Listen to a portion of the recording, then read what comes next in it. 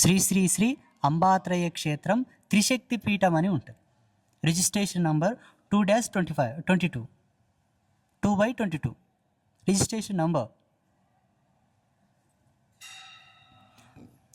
అమ్మవారు అసలు ఎంత సెన్సిటివ్గా నన్ను పంపించింది చూడండి భూమి మీదకి. నాలాంటి వాడిని ఒక ఎన్నుకున్నదంటే అమ్మవారు, ఆ తల్లికే సాధ్యమైంది అది.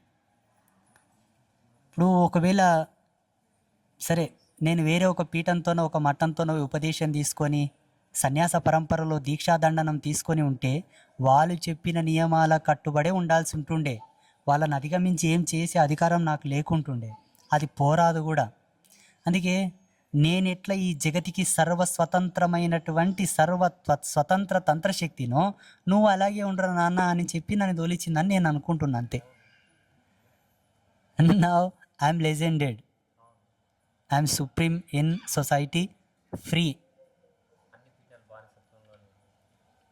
ఉన్నాయి, నిజంగా ఉన్నాయి. కరెక్ట్ చెప్పినావు. అన్ని మఠాలు అన్ని పీఠాలు కొన్ని కొన్ని విలువలతో కూడుకున్నటువంటి వాటిలో లాక్ అయిపోయి ఉన్నాయి.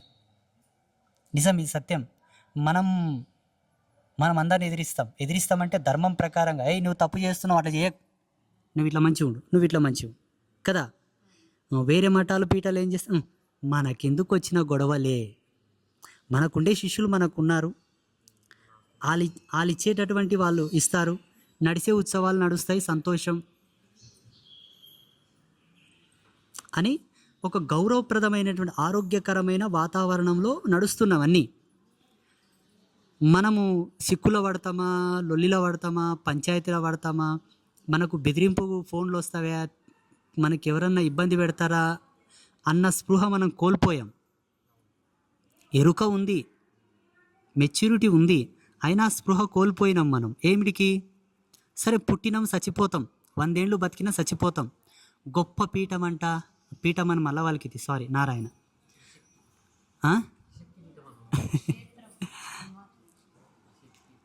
క్షేత్రం కూడా అన్నాలో అని రాదు.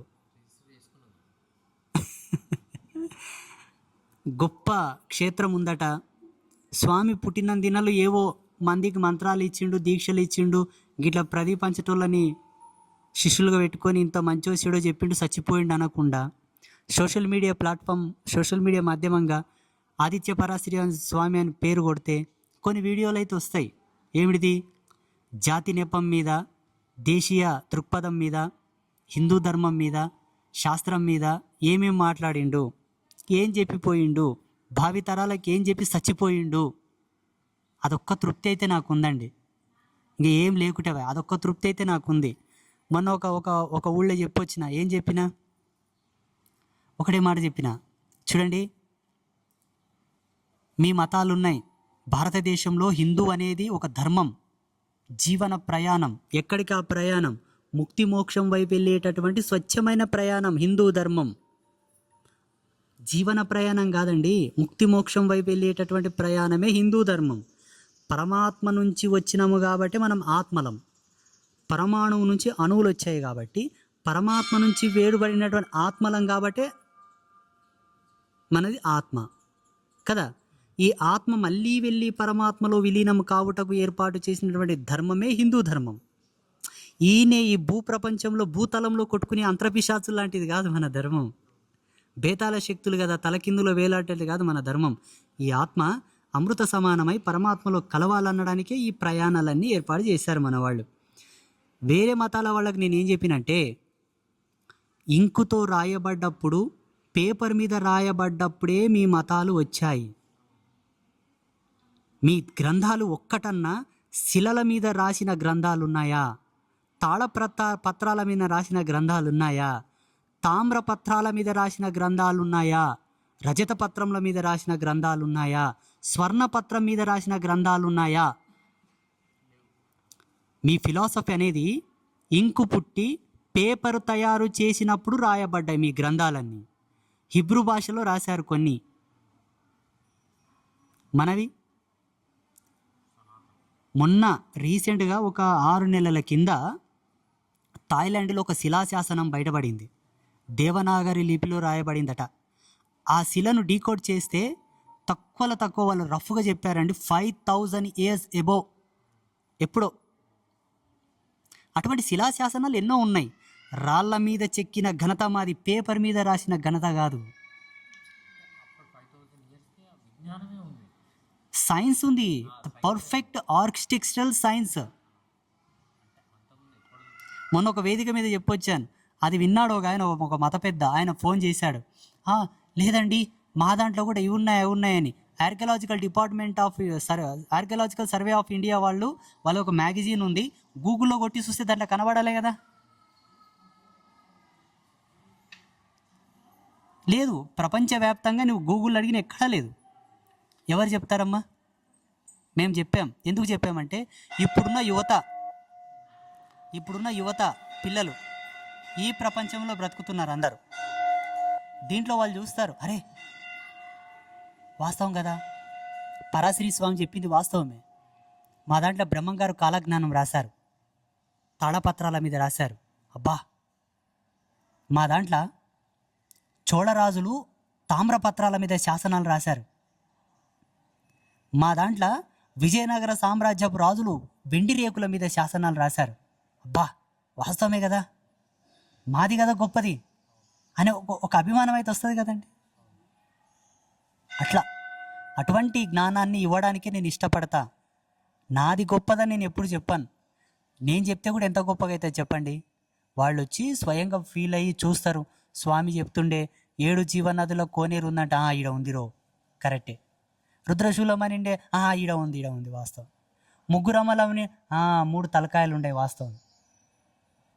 ఏకనాభి, ద్విస్తనములు, 3 శిరస్సులు ఈడ ఉండే. ఉన్నవే చెప్తూ, లేనివైతే మనం ఏం చెప్పాం. మీ శాస్త్ర ప్రమాణం ఏంటి అంటే, నా శాస్త్ర ప్రమాణం చండీ ఉపాసన. నీ మంత్ర అధికారం ఏంటంటే నవాక్షర మంత్రం. నీ యజ్ఞ సంస్కార ధర్మం ఏంటంటే చండీ యాగం, చండీ యజ్ఞం, ఆ యజ్ఞ ధర్మం. ఇవి సరిపోవా? చాలు కదా. ఇంకా మీ పరంపర, శ్రీ విద్య పరంపర, మీ పీఠం శక్తిపీఠం. శక్తి అండి, శక్తి ఆల్వేస్, అన్ని శక్తులు ఒకటే. శక్తిపీఠం, శ్రీ విద్య, అతి గుప్తమైనటువంటి యోనికుబ్జ తంత్రం. ఆ యోనికుబ్జ తంత్రంలోని ఈ గవ్వల గురించి చెప్పారు. పరమశివుని కూడా ఒక అవతారం ఉన్నది. ఆ అవతారంలో శివుడు కూడా గవ్వలు వేసుకున్నాడు. శివుందా అవతారము ఏదో ఉంది, చెప్తా. కానీ ఒక ఫోటో ఉంది, నేను మీకు కావాలంటే పంపిస్తా. ఆ ఫోటోలో శివుడు గవ్వలు ధరించాడు. అసలైన యోగి, అసలైనటువంటి నిర్వికల్ప స్థితప్రజ్ఞుడైనటువంటి మహాయోగి శివుడే. దానికి ప్రతీకనే ఈ గవ్వ, కల్మషరాహిత్యమైనటువంటిది. అది మనం చేస్తున్నటువంటి సత్య నిరూపణ. ప్రతీది మనం లైవ్లో చెప్తాం, ఏది కూడా దాచుకోం. సుఖమక్ష కుండలములు, సుఖము మత్స్యము, సుఖమత్స్య కుండలములు. It's a special new experiment in my talent. Rudraksha కుండలాలు వేసుకుంటారు కదా, మనం ఒక స్పెషల్గా దీన్ని డిజైన్ చేసుకున్నాం. ఇంకొక విషయం, మీరు గర్భాలయంలో చూసే ఉంటారు కదండి. ప్రదీప్ గారు, కుమార్ అయితే రాడు, మంజులమ్మ రాదు, ఆచార్యులు చూశారు. మంగళసూత్రాలు అమ్మవారికి రౌండ్ వేస్తారు, పెద్ద పెద్దగా చారడేసి బారడేసి చిన్నగా వేస్తారు కదా. మనం గర్భాలయంలో శ్రీచక్ర మంగళసూత్రములు వేసాం, అవునా? ప్రపంచంలో ఏ శక్తిపీఠంలో శ్రీచక్ర మంగళసూత్రాలు లేవు. మంగళసూత్రం మీద శ్రీచక్రపు ముద్రణ వేసి ఆ శ్రీచక్ర మధ్యస్థ బిందు స్థానంలో ముగ్గురమ్మలు ఉన్నారు కాబట్టి నీలమణి, ఎర్రమణి, పసుపు మణి పొదిగించి మన అమ్మవారికి శ్రీచక్రపు మంగళసూత్రాలు వేసాం. ఎవరేమని చెప్పారు? శ్రీచక్రం ప్రమాణం కదా, మంగళసూత్రం ప్రమాణం కదా. పద్మదళ మంగళసూత్రాలు వేసాం మనం. కింది వరుసలో పద్మదళ, మధ్య వరుసలో పద్మదళ మంగళసూత్రాలు ఉంటాయి. పై వరుసలో శ్రీచక్ర మణి యుక్తమైనటువంటి మంగళసూత్రాలు ఉంటాయి. కింది వరుసలో శ్రీచక్ర మంగళసూత్రాలు ఉంటాయి. ఎవరేమని చెప్పారు? పోనీ శాస్త్రంలో ఉందా? లేదు. నేను ఒకరోజు ఇట్లా కూర్చున్నా, అమ్మా నువ్వు ధరించే ఆభరణాలలో కూడా ప్రత్యేకత ఉండాలి, చెప్పు ఏం కావాలి చెప్పు. ఇటువంటి మంగళసూత్రాలు నాకు ధరింపజేయ నాయన. నన్ను చెయ్యెత్తి ఇట్లా మొక్కితే ఆ శ్రీచక్రములను మొక్కినటువంటి పుణ్యం కూడా వస్తుంది. చేయించాము, ఒక భక్తురాలకు చెప్పాము, చేయించింది ఆమె.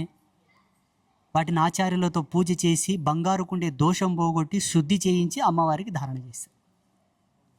అలాగే అమ్మవారి ముక్కు పుడకలు, చెవి కుండలాలు, తిలకము, బింది, అమ్మవారి యొక్క ఆభరణాలన్నీ కూడా విశేషంగానే తయారు చేసి వేయించడానికి ప్రాజెక్ట్ రెడీ ఉంది.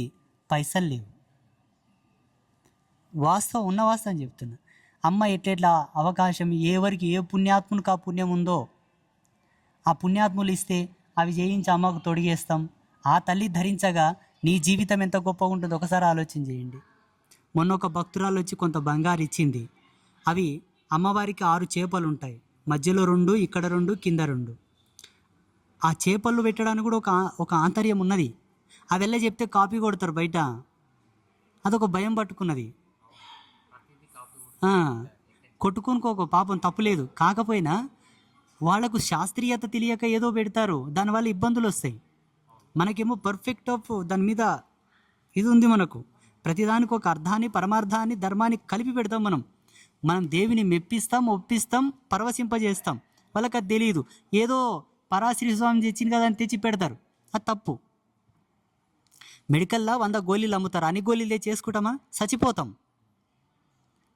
సమ్ టర్మ్ అండ్ గైడ్లైన్స్ ఉంటాయి కదా. అట్లా ఒక ఆమె మధ్యలో ఉండే 2 చేపలు ఉన్నాయి కదా, గురుదేవా అవి వెండివి పెట్టారు కదా, బంగారు చేయించండి. ఒక పుణ్యాత్మురాలు కొంత సువర్ణం ఇచ్చినది. అది మొన్న ఆచార్యులకు ఇచ్చాం. ఆ చేపల్లో కూడా మణి మంత్రయుక్తమైనటువంటి తంత్రముతో ఆ చేపలు చేయించి పెడుతున్నాం. పర్ఫెక్ట్. ఒక దేవుని అట్లా చూస్తే సమస్తమైనటువంటి శక్తులు ఆ జీవుడి యొక్క జ్ఞాన నేత్రంలో జొర్రాలి. ఈ కళ్ళతో చూస్తే ఈ కంటికి ఎనర్జీ యాడ్ కావాలి, రిసీవింగ్ కావాలా, ఆరా అనేది ఆటోమేటిక్ డెవలప్ అవ్వాలా. అది మన సైన్స్. అర్థమైందా? అది నన్ను నాలా ఉండనివ్వండి, నేను చాలా సంతోషపడతా, నేను ధర్మానికి జాతికై పాటుపడతా, చచ్చిపోతా. నన్ను గెలుకొద్దు దయచేసి. మీ అందరికి ఒక విజ్ఞప్తి. శ్రీమాత్రే నమః. శ్రీ గురుభ్యో నమః.